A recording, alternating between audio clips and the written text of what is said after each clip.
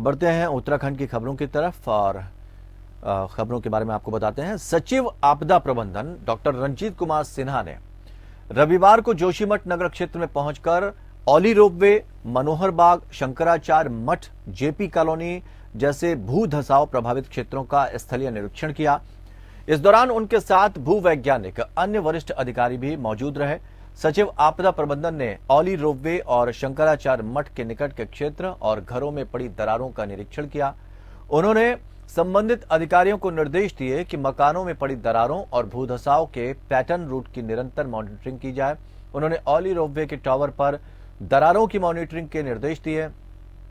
Doctor Sinha ने संबंधित अधिकारियों को दरारों के पैटर्न और बढ़ोतरी की निरंतर मॉनिटरिंग सुनिश्चित करने को कहा। देखने की कोशिश कर रहा हूँ कहीं कोई पैटर्न तो इमर्ज नहीं हो रहा है और कितनी बढ़ोतरी हुई है। बता रहे हैं कि 1-2 मिलीमीटर की बढ़ोतरी हुई है कई जगहों।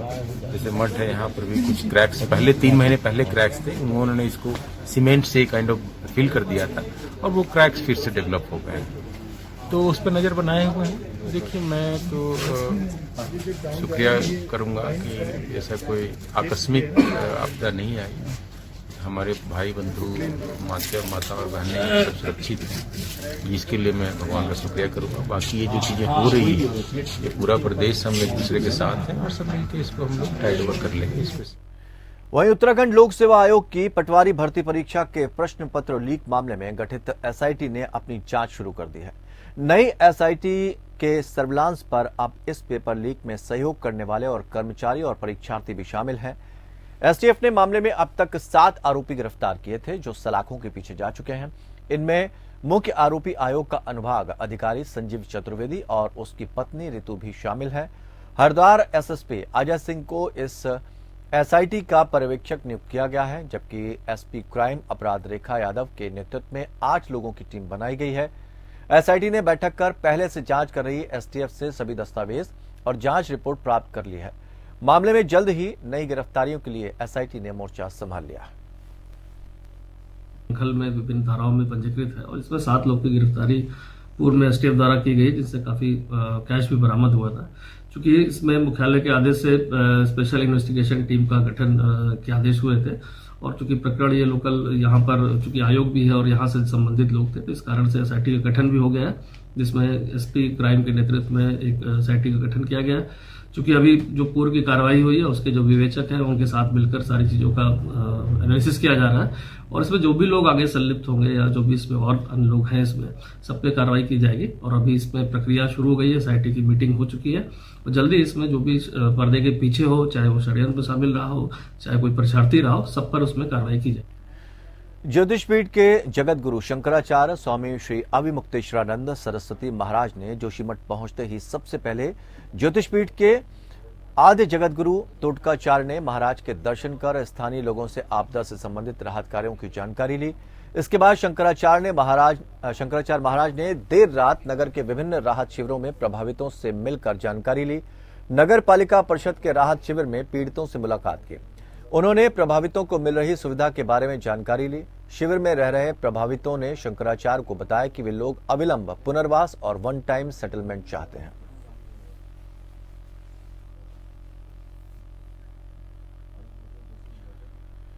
बागेश्वर में उत्तरायणी मेले में विभिन्न राजनीतिक दलों ने भी पंडाल लगाकर लोगों को संबोधित किया। भाजपा और कांग्रेस ने एक दूसरे पर जमकर निशाना साधा। भाजपा की ओर से सांसद अजय टमटा, विधायक सुरेश गढ़िया ने केंद्र और राज्य सरकार की उपलब्धियां गिनाई, जबकि कांग्रेस की ओर से प्रदेश अध्यक्ष करण मेहरा, विधायक हरीश धामी, पूर्व विधायक रणजीत रावत, पूर्व सांसद प्रदीप टमटा, जिला अध्यक्ष भगत डसीला ने केंद्र और राज्य सरकार की नीतियों को जन विरोधी बताया।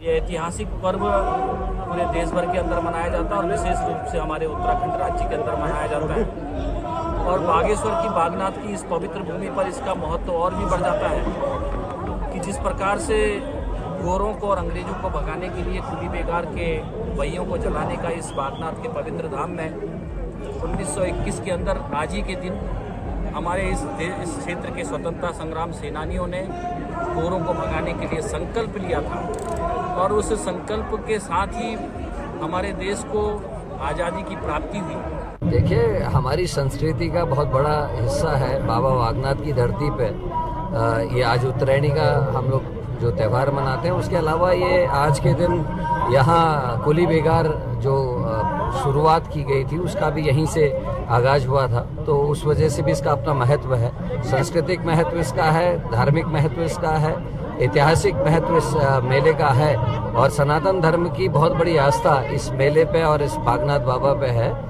आज हजारों की संख्या में लोग आके यहाँ मुंडन करवाते हैं, जनेऊ कराते हैं, यहाँ बाबा के दर्शन भी कराते हैं। आज घुघतिया का त्यौहार भी लोग मनाते हैं, तो इसका सरयू के इस पावन तट का जो है अपना एक बहुत ही विशेष महत्व है। उत्तराखंड स्वास्थ्य सचिव डॉक्टर राजेश कुमार ने मसूरी उप जिला चिकित्सालय का औचक निरीक्षण किया, जिसके बाद अस्पताल में हड़कंप मच गया। स्वास्थ्य सचिव उप जिला चिकित्सालय में अव्यवस्था और गंदगी देखकर जमकर संबंधित अधिकारियों को फटकार लगाई गई। वो अस्पताल में नियुक्त डॉक्टर और कर्मचारियों की अनुपस्थिति पर सीएमएस से जवाब तलब करने पहुंचे। उन्होंने अस्पताल प्रबंधन को अस्पताल में तैनात डॉक्टर और कर्मचारियों को बिना सीएमओ के अनुमति के अवकाश न जाने के निर्देश दिए। सचिव ने अस्पताल में इमरजेंसी रूम, डॉक्टर कक्ष, ICU, CT scan, ultrasound, x ray जैसे सुविधाओं को जांचा। इस मौके पर उन्होंने डीजी हेल्थ उत्तराखंड को फोन पर निर्देश दिए कि वो तत्काल मसूरी में रहकर मसूरी के उप जिला चिकित्सालय की सभी कमियों को दूर कर अस्पताल में स्टाफ की कमियों को दूर करें। वो साफ सफाई को लेकर भी विशेष प्रबंध उन्होंने करने की बात कही। हम लोग निरंतर हॉस्पिटल्स का निरीक्षण करते ही रहते हैं। अभी हाल ही में डिस्ट्रिक्ट रुद्रप्रयाग में जितने भी मेडिकल फैसिलिटीज़ थी, डिस्ट्रिक्ट हॉस्पिटल, सब डिस्ट्रिक्ट हॉस्पिटल और चमोली का भी निरीक्षण किया और जो फैसिलिटीज़ हैं चाहे एचआर के हों या इक्विपमेंट्स रिलेटेड हो, उसका जायज़ा मेरे द्वारा लिया जाता है। तो इसी क्रम में आज की छुट्टी भी थी, तो स्वास्थ्य व्यवस्था का जायज़ा लेने में यहाँ पे सब डिस्ट्रिक्ट हॉस्पिटल मसूरी आया और कुछ चीज़ें थी जो इम्प्रूव करने लायक हैं और कुछ खामियां भी पाई और उस पर हम लोग कार्रवाई करेंगे और सिस्टम को और सुदृढ़ करने के लिए जो यथोचित कार्रवाई करनी हो वो करेंगे। पर्वतारोही रोहित भट्ट साउथ अफ्रीका की सबसे ऊंची चोटी किलिमंजारो पर तिरंगा फहराएंगे। टिहरी विधायक और टिहरी के पूर्व पालिका अध्यक्ष ने रोहित को तिरंगा भेंट कर साउथ अफ्रीका के लिए रवाना किया। टिहरी जिले के पोखाल मगरो गांव निवासी रोहित भट्ट साउथ अफ्रीका के तजाकिस्तान की सबसे ऊंची चोटी पर किलिमंजारो पर तिरंगा फहराने जा रहे हैं।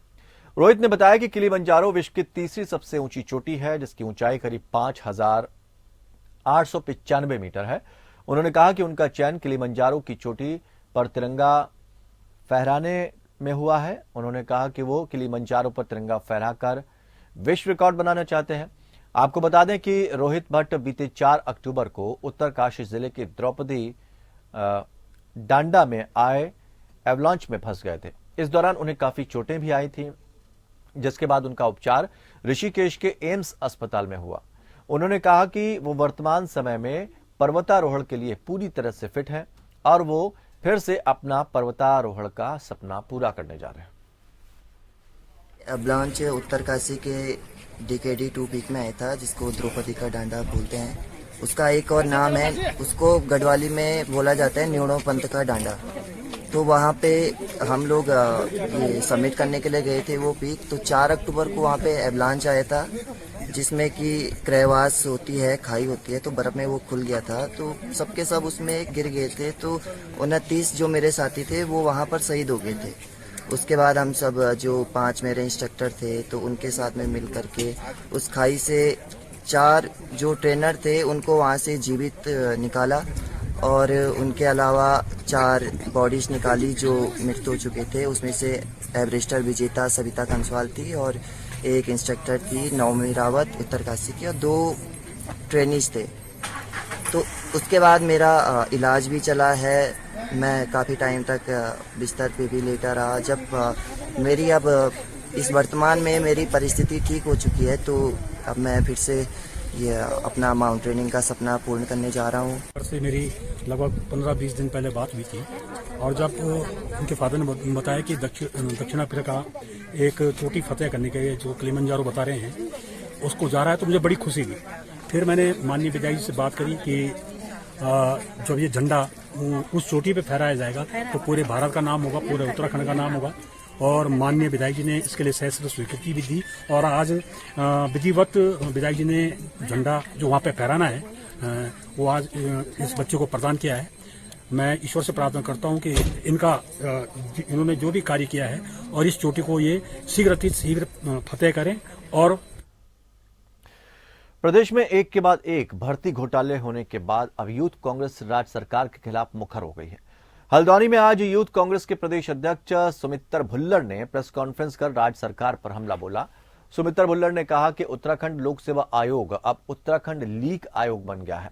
पूरे देश में हेडलाइन राज हो गया है। उत्तराखंड पर उन्होंने आरोप लगाते हुए कहा कि राज्य सरकार की मिलीभगत से ही परीक्षा पेपर लीक हुआ है और भर्ती घोटाले की तत्काल सीबीआई जांच कराई जाए, क्योंकि राज्य सरकार युवाओं के भविष्य के साथ खिलवाड़ कर रही है। इसमें तो देखो, एक जनप्रतिनिधि के लिए भी इस तरह के शब्द डाले हैं और इसमें कड़ी से कड़ी सजा मिलना चाहिए। इन लोगों के लिए कार्रवाई होना तो जरूरी है, लेकिन ये जो डाल रहा है और ये फेक आईडी जो बनाया है वो कोई बाहर से नहीं है, वो हमारे लोकल के ही है और उनको शायद में इस कानून के बारे में पता है या नहीं है वो अलग बात है।